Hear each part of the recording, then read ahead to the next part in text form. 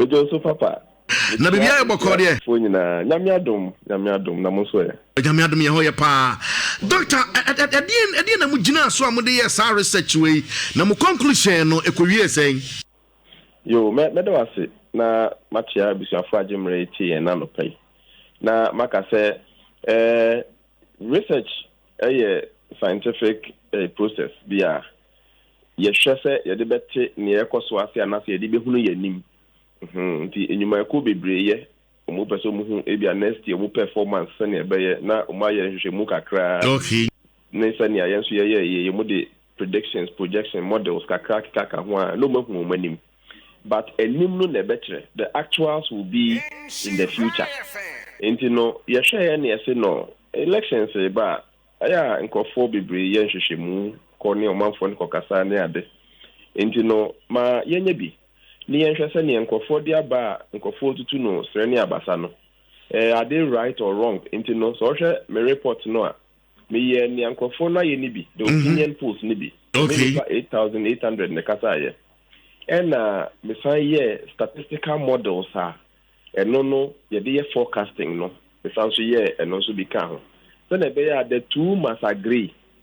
If what the people are saying does not agree with what the science and the data suggest, then there is a mismatch. But nyame adom ye wie ye report no na ne awomanfo ne ka ene ne science and data ne so e ka no na emse ni nyina ko benkrum ne ko wie sese ne me de to dwa no omanpani MPP ne na manyoku se ne ne matie se sa na ekwa and the condition is se ne ne matie se sa na be kwa okay ene o ma mo mu modern kra no o mu be wi ni aba no with ohamu nchechemu edionum ba kwachiripo and 51.4%. Okay. Omu average best ebetimi aye 52.3%.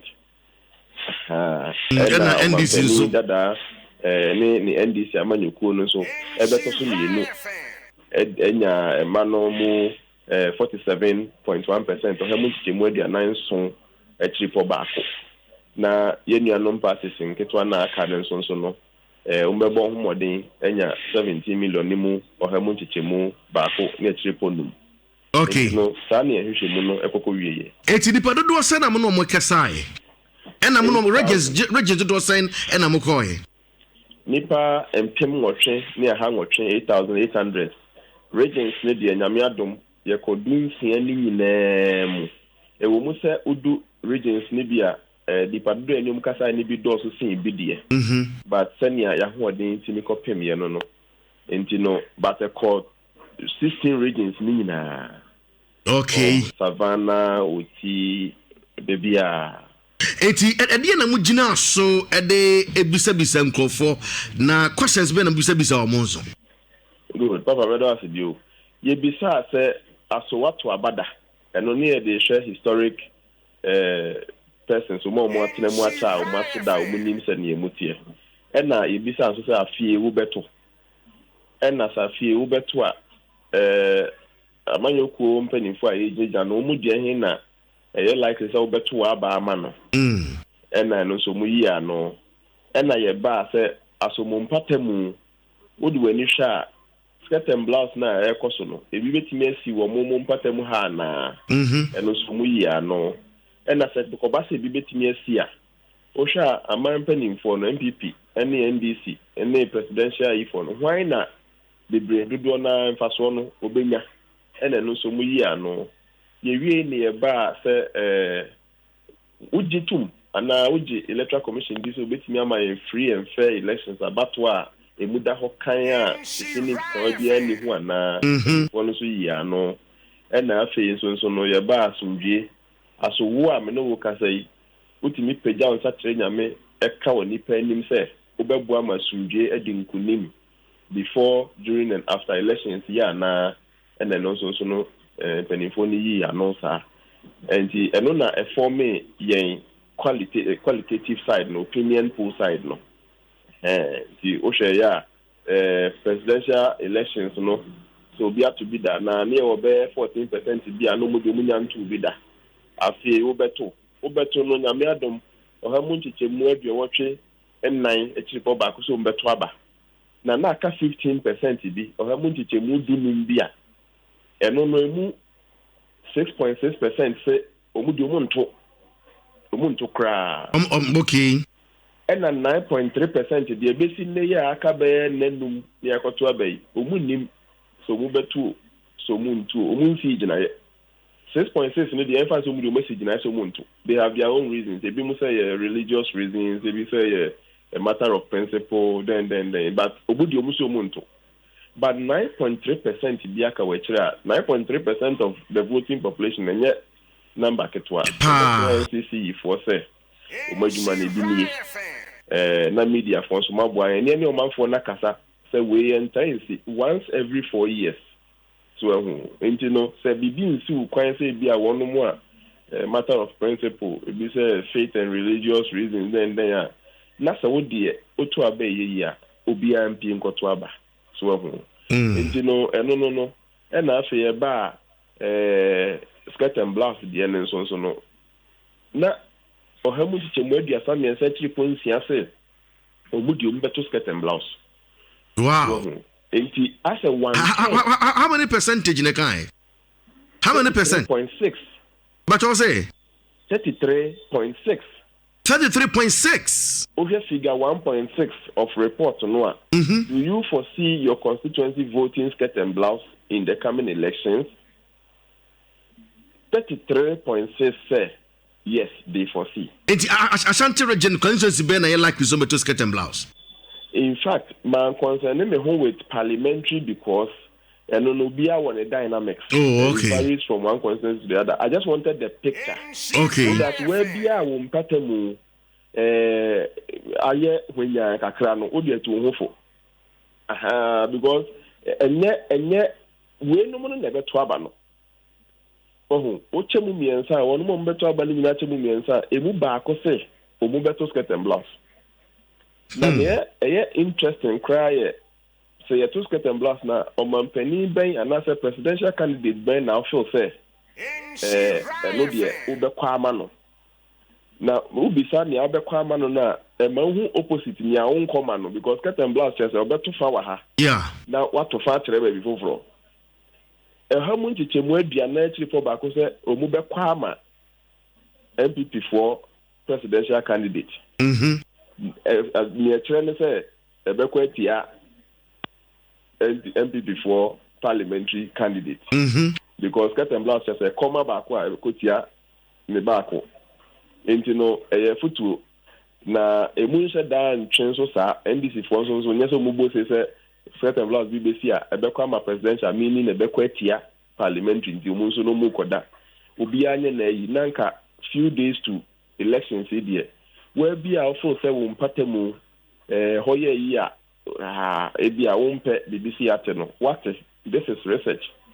Nanka 200 among obia ebia abufu binti anadende bi no some reconciliation committee bi ni ade a enye nipa baako no a ebia wo gina no na ese one ne kokasa wo o manfo na edi mechi no na ese o momuti asese sabe yemfa bufu nto aba so ho otu ama constituency ni nyina nti no menhwe wo no wabufu ana onaya yetiatia so ana obi a wahuru bo ana bibi emfa nto aba nti me de as a researcher futu na me de man because oko oti regional akan constituency for ewa adisua ewo ho eme ho no me ko ho no ma hyebo se omudie omunto skirt and blouse bio because omuko tu bi ma ahamo nipa na ogina ya omuto ma no okoye na akwese oni abusua wantimi amwa the next time oba so ba begina biem no obi a we win with over 16,000 margin no obelusu with 3,000 ema omudi etu omhofo nke bia ntu ye mu bi yenhwe na yefanya adisua okay okay I shall 104.5 abusia fena o join ye Dr. Smart Sapon ono a senior research fellow wo Kumasi Technical University na no pay din komo omo no koye researcher sisiam kese de mama na na dodan kwa Kufuor the president 51.4% na yeah former president 47.1% but mami minyo conclusion crowd this okay say two regions ya Bonu East ne Greater Accra omo de honor to decide this say what about you kakra bi no na just say who am hwe no de awuram ne ane ade so these two regions will be to me I'm a possibly a corano fanana say to me attending the elections so kobase bia what about you ward kakra bi o ho no to me ama bibia to me asesa o 2020 election mu ana yo medo asibio two regions no near political parties me di agro and I mean so move and di agro but no betime di agro kakra ya bunu east because omu numbers no so okay so now the greater crack di agro dia numbers ne do so pa o betro aha intino o hwe se ne ekona voter region ne Ashanti region nim se ekodada kobo baby ebeko enyina yenim but ni aka no a ebe mending ben ho no na no kra no Oshe Northeast Kranwa Eben. Oshe Northern Regional Eben Kaka, even though NDC largely will win over 50% maybe Ebekwama NDC, but Oshe Mua and Ukraine Ben Kaka, the last elections surprisingly Omutimiche Mupe in terms of parliamentary seats. And you know, Futu woman says Oshe graph no figure 1.13 no. Ebi no mua chekama.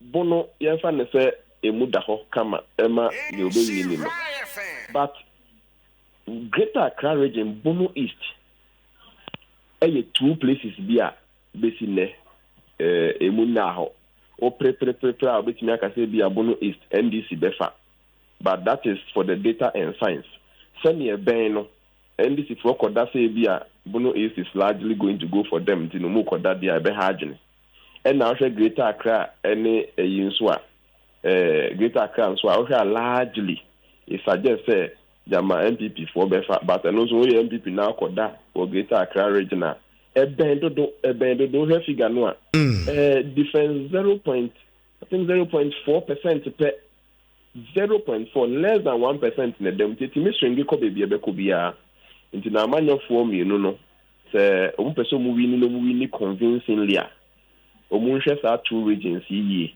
in addition to region bit is a northern region and then northeast region even though northern region bekwama NDC send their data and science lecture na northeast in so akwama MPP send their data and science lecture no the two regions are also very contentious and quite close unlike say dia Utia Osha NDC at team Savannah NDC at team Upper East Upper West NDC at team Volta ni ekaka hono intino sana yiniko wiye na baako ameka ede aye yi turnout because I am not turnout so hard for your science and your predictions are no Ghana fie ye turnout ne bekoso and then many je say mokoto modie no na janto ane papa ne Bernard mo yi sabe ye mpani fu amudi ani ma motu wi an yetimi to bi no mokoto modie no and so the turnout was quite great. Yeah, it used to say 88%.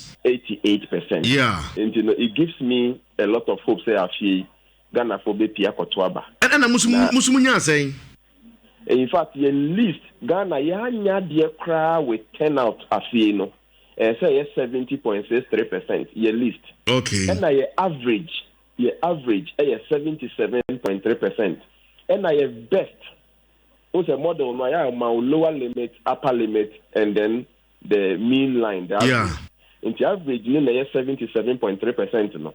Now your best about 83.99%, and that's all running off about 84%. Okay. And you know, much require no. Special voting for not require no. Yeah, fashion fancy Ghana man for say. It comes once every 4 years.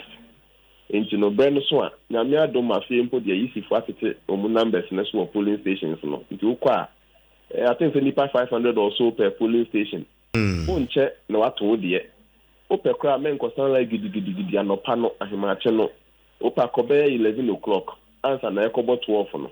Ana ebo 12 awakoto aba. Obedu ho na hoda ho. Ye tro di mission asa de ni free mu. Wa be kwa no papa ko pre ho akosan la ya. So no be 11 12 no.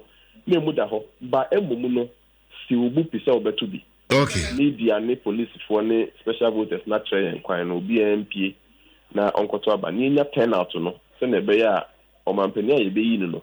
Ebe ni ameni wu nyina aka ho ne yi no na nya ne nipa kakra bi na ekokoto yi ni ma yen. Okay. Doc Nyankopon kan ho nhyira wo na adwumaden a waye me sure say election day ni dey say me kai ye no one na wo studio tam ye so ankofo sun ye no I me kai pa primary student no edan ya ibenya on the 70s ne Monday ye no one bo studio feature ho mache into the prepare bibia for the amount, don't worry ti abanu bibia the only problem cry and you have a wonderful day with you me be catch no I 104 Dr. Smart Sapon